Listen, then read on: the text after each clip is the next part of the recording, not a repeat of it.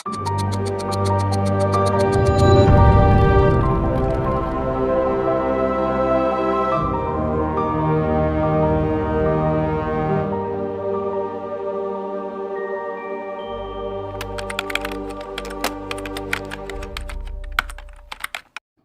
kamu akan film Bumi Manusia yang merupakan adaptasi dari salah satu novel tetralogi? Ya, film Bumi Manusia hasil adaptasi novel dengan judul yang sama yang merupakan salah satu bagian dari tetralogi novel berjudul Tetralogi Pulau Buru itu ditulis oleh sosok sastrawan besar Indonesia berkelas internasional bernama Pramudia Anantatur. Bahkan, sosok yang akrab disapa dengan sebutan Pram ini dinominasikan untuk menerima Nobel Sastra. Selain itu, ia juga menerima PEN tahun 1988 untuk penghargaan kebebasan menulis dan penghargaan Fukuoka pada tahun 2000. Makanya dia punya buku kalau nggak salah yang di Bumi Manusia Anak Semua Bangsa itu toh, judulnya saja udah ketahuan. Untuk dia itu manusia, semua penting. Tidak boleh diperlakukan semena-mena. Melalui novel Bumi Manusianya, Pram berusaha menyalurkan semangatnya kepada masyarakat untuk memperjuangkan kemanusiaan dan keadilan bagi semua orang. Jadi bagaimana seorang wanita Nyai Ontosoro melawan seorang kolonel Angkatan Laut Belanda yang pada saat itu sangat ditakuti, sangat dihormati. Ya. Tapi karena kita orang terjajah tetap tidak bisa melawan hukum penjajahan. Pram memang selalu begitu. Tidak hanya melalui novel Bumi Manusia, tetapi juga melalui tulisan lain yang salah satunya pernah berhasil menjebloskannya ke penjara, yaitu buku Wakil di Indonesia, yang diterbitkan pada tahun 1960 untuk membela masyarakat Tionghoa pada masa itu, yang mengalami diskriminasi karena sebuah kebijakan rasis pemerintah Orde Lama, yang tertuang dalam Peraturan Pemerintah Nomor 10 Tahun 1959. Nyatanya, jauh sebelum terbitnya PP Nomor 10 Tahun 1959, mereka sudah banyak mengalami permasalahan yang berkaitan dengan diskriminasi pada kaumnya. Permasalahan meledak ketika pemerintahan Orde Lama menerbitkan PP Nomor 10 Tahun 1959 yang berisi instruksi untuk menutup usaha dagang asing, terutama milik pedagang Tionghoa yang berada di luar ibu kota daerah tingkat 1 dan 2, yang kemudian mengungsikan mereka ke kota besar. Kebijakan ini bertujuan untuk mengurangi ketergantungan ekonomi negara Indonesia terhadap modal asing. Sumitro, ya, di Kusumo, dan dia melihatnya begini, harusnya Indonesia yang merdeka itu punya orang-orang yang kuat dalam bidang ekonomi. Kalau negara nggak ada yang kuat dalam bidang ekonomi itu kan sulit untuk negaranya. Nah, sayangnya kalau kita lihat sejarah kolonial, yang jadi pedagang dan bermain di bidang ekonomi itu memang kalau nggak Belanda ya orang Cina. Walaupun sebenarnya, modal usaha pedagang Tionghoa adalah modal domestik, bukan modal asing. Jadi apakah mereka mau dianggap tetap orang asing? Makanya untuk Pram mereka bukan orang asing, tetapi kan bukan orang asing gitu. Orang asing dalam arti foreign gitu kan. Itu maksudnya. Jadi itu kritiknya Pram. Mereka juga tidak dapat mengirim uang mereka keluar Indonesia.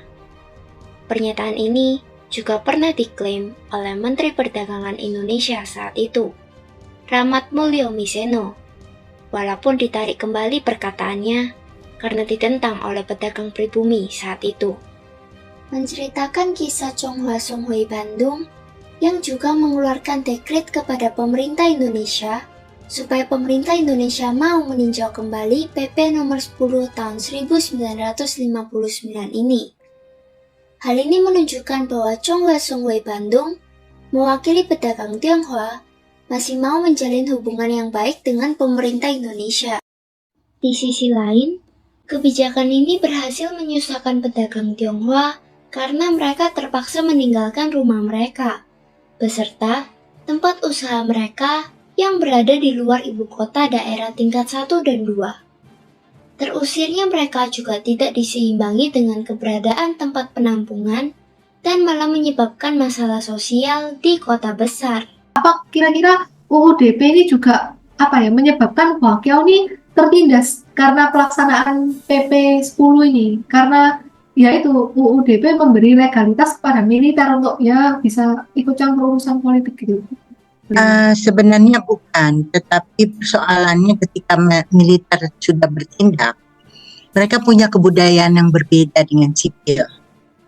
Itu persoalannya. Dan kebetulan yang paling gawat itu adalah kejadiannya di Jawa Barat. Nah, ketika militer diberikan kekuasaan, cara militer melakukan pekerjaannya, dia biasanya membersihkan teritori yang dianggap bermasalah. Adapun serangkaian peristiwa yang terjadi setelah terbitnya PP nomor 10 tahun 1959 ini antara lain adanya eksodus besar-besaran masyarakat Tionghoa kembali ke negara asalnya yang ditawarkan oleh pemerintahan Republik Rakyat Tiongkok. Kemudian, adanya pembentukan barisan sukarelawan pelajar dan pemuda yang bertugas mengawasi dan menertibkan kegiatan masyarakat Tionghoa. Serta yang terakhir, ada pencabutan kewarganegaraan Indonesia bagi masyarakat Tionghoa yang tidak menentukan pilihan kewarganegaraannya, yaitu antara menjadi warga negara Indonesia atau warga negara RRT. Dampak dari pelaksanaan PP nomor 10 tahun 1959 mengena ke 547.330 orang Tionghoa. Adapun eksodus besar-besaran masyarakat Tionghoa kembali ke negara asalnya yang ditawarkan oleh pemerintahan RRT adalah hasil dari menegangnya hubungan diplomatik antara Indonesia dengan RRT karena pelaksanaan PP nomor 10 tahun 1959. Pemerintah RRT melalui Duta Besar Huangzhen menyampaikan protes, mengirimkan kapal mereka dan bersedia menampung masyarakat Tionghoa di Indonesia yang terdampak akibat kebijakan. Kapal pemerintah RRT pun tidak hanya menampung masyarakat Tionghoa yang terdampak oleh kebijakan ini, namun banyak pemuda dan pelajar Tionghoa yang juga ikut diangkut. 136.000 orang Tionghoa berhasil meninggalkan tanah Indonesia. Sayangnya, perbedaan kebiasaan hidup, sistem sosial, dan penggunaan bahasa berhasil menyebabkan mereka sengsara. Kesengsaraan ini pun mendorong mereka untuk lari dari daratan RRT ke Hong Kong dan Macau. Tersebarnya rumor tentang ketidaknyamanan bermukim di daratan RRT berhasil membatalkan minat masyarakat Tionghoa di Indonesia yang masih tinggal untuk berangkat ke daratan RRT. PP nomor 10 tahun 1959 juga muncul tanpa peringatan dan berhasil mengguncang masyarakat Tionghoa. Hal ini dikarenakan pemerintah Orde Lama belum benar-benar mengklasifikasikan masyarakat yang dianggap WNI dan yang dianggap warga negara asing, karena penerapan Undang-Undang Kewarganegaraan, yaitu UU Nomor 62 Tahun 1958, masih belum jelas. Hal ini akhirnya juga berimbas pada usaha pedagang Tionghoa.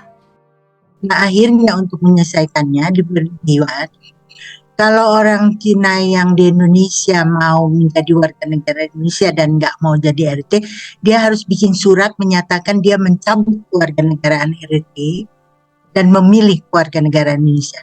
Nah, proses memilih ini yang memakan waktu. Dan itu dikasih tenggang waktu sampai tahun 62. Terutama lagi, permasalahan kewarganegaraan ini juga turut mengancam status kewarganegaraan masyarakat Tionghoa yang sudah menjadi WNI. Hal ini juga sempat didesak oleh tokoh politik yang juga adalah Tionghoa, seperti Xiao Qiuqian yang mengusulkan adanya perubahan pada undang-undang kewarganegaraan ini. Sempat diungkap oleh Pram. Hal ini bermula sejak banyak orang Tionghoa tidak memiliki kewarganegaraan, seperti organisasi Bawantwe yang dibentuk oleh pemerintah penjajah Belanda yang anggotanya tidak memiliki kewarganegaraan yang jelas. Hal ini mungkin menimbulkan kekhawatiran masyarakat pribumi atas susulan praktik penjajahan oleh Belanda, yang akhirnya menimbulkan sentimen anti-Tionghoa dan menghasilkan propaganda anti-Tionghoa. Selain itu, ada juga orang-orang Tionghoa tanpa kewarganegaraan di daerah Jambi yang merupakan simpatisan Kuomintang di Taiwan, yang dimungkinkan juga terlibat dalam pemberontakan PRRI yang mengupayakan usaha separasi dari pemerintahan Indonesia. Ya waktu itu kan ada beberapa ketidakpuasan, misalnya PRRI semesta, Darussalam, Darul Islam kalau nggak salah. Dan sampai sekarang juga itu yang jadi masalah karena apa? Misalnya Aceh merasa dia membela kita, tetapi kenapa yang ada waktu itu adalah Provinsi Sumatera Utara, nggak ada Provinsi Aceh.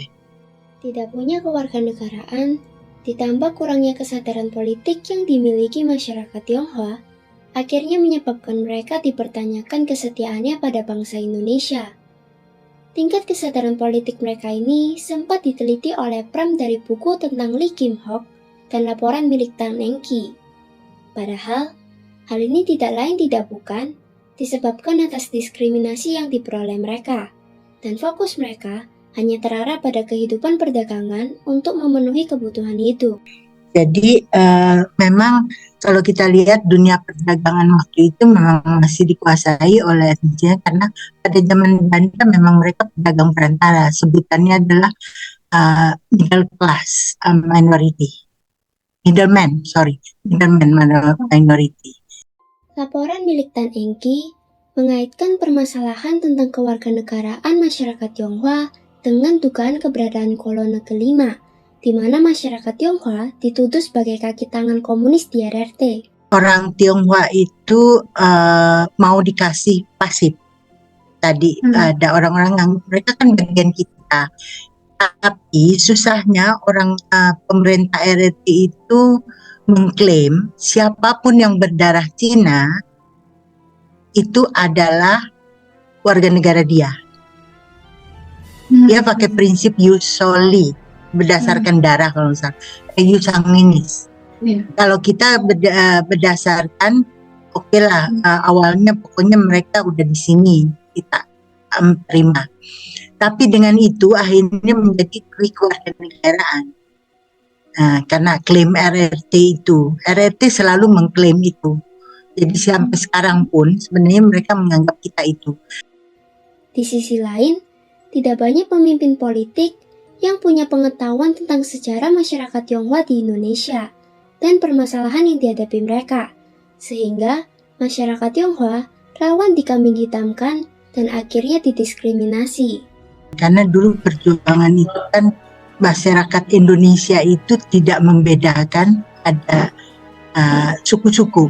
Bahkan dari Sumpah Pemuda itu kelihatan kan banyak sekali berbagai macam suku termasuk orang Tionghoa ikut gitu kan. Nah jadi pembentukan republik ini kok yang modern ini malah sepertinya itu mengikuti ketakutan xenofobianya dari masyarakat dunia waktu itu. Jadi itu di bawah pemerintahan Soekarno?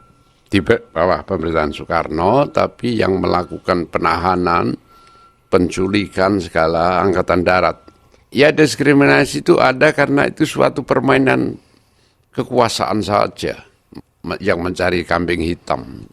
Walaupun begitu, permasalahan yang berkaitan dengan masyarakat Tionghoa ini sudah tercium baunya lebih dulu sebelum PP nomor 10 tahun 1959 ini terbit. Sejak zaman sebelum kebijakan ini terbit pun, interaksi antara masyarakat Tionghoa dengan masyarakat pribumi memang sudah tidak baik-baik saja. Pertama, dikarenakan praktik pembagian strata sosial berdasarkan etnis oleh pemerintah penjajah Belanda. Dan kedua, karena kecemburuan sosial masyarakat pribumi melihat lihainya performa masyarakat Tionghoa dalam kegiatan perdagangan. I thought I would never be fine. I strive just to say I'm alright. And for the first time in a long time, I'm alright. I've seen a lot of change, been through a lot of pain. Some things are not the same as they were a year ago, but all will be okay. I move on each and every day.